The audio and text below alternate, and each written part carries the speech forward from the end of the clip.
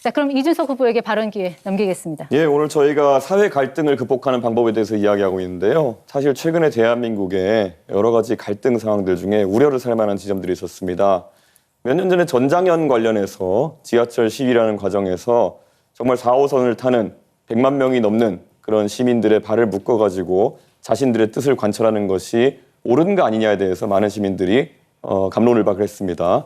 그리고 최근에는 동덕여대에서 공학전환 논의가 있을지도 모른다는 얘기 때문에 그 구성원들 중에 일부가 자신의 학교를 기물을 파손하고 그리고 락카치를 해가지고 학교를 거의 쓰지 못할 지경으로 만들어 놓은 사태가 있었습니다.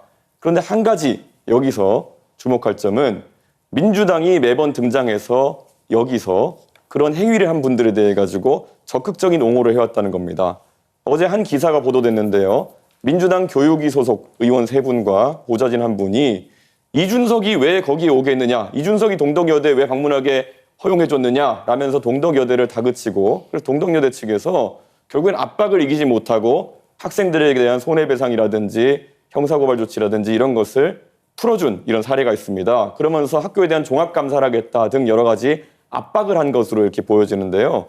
저는 사실 전장현이나 아니면 이런 동덕여대 폭력 사태 이런 것들에 대해 가지고는 사회 질서를 유지하기 위한 최소한의 원칙을 우리가 가져가야 된다 보는데 민주당이 자신들과 뜻이 비슷하면은 이런 식으로 개입해가지고 정치적 권력으로 책임을 면해주는 이런 상황. 여기서 법 질서가 바로 서겠느냐 그리고 이런 일들이 재발되지 않겠느냐라는 우려를 하게 하는데요. 이재명 후보님 어떻게 생각하십니까? 나중에 주도권 토론에 답변하도록 할게요. 지금 답하기 너무 시간이 없습니다. 네, 그럼 권영국 후보께 제가 똑같은 질문을 그러면은 권영국 후보님께 좀 드리고 싶습니다.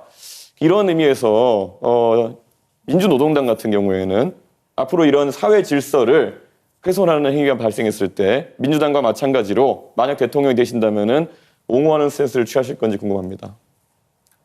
예, 질문이 잘못됐습니다.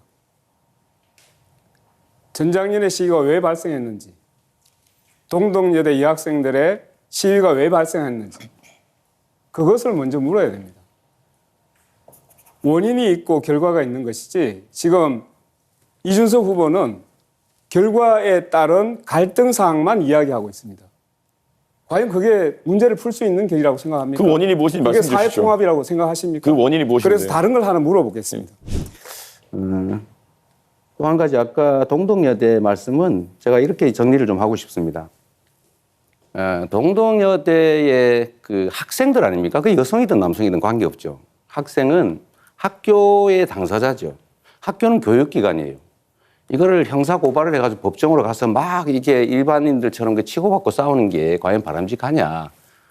흥정을 붙이고 싸우면 말리라는 얘기처럼 그거는 국회에 국회의원들이 뭐 어떻게 했는지 잘 모르겠습니다만 조정을 해서 고소치하게 하는 것은 바람직하다고 생각하고요. 다만 그 과정에서 뭐 위압적이거나 뭐 권력을 남용하거나 이렇게 하면 뭐 그건 안 되겠죠. 근데 그거는 저희가 확인 안 됐으니까 그렇게 말할 건 아닌 것 같습니다. 네, 지금 토론 주제는 초고령 사회 대비 연금 의료 개혁입니다. 지금. 예.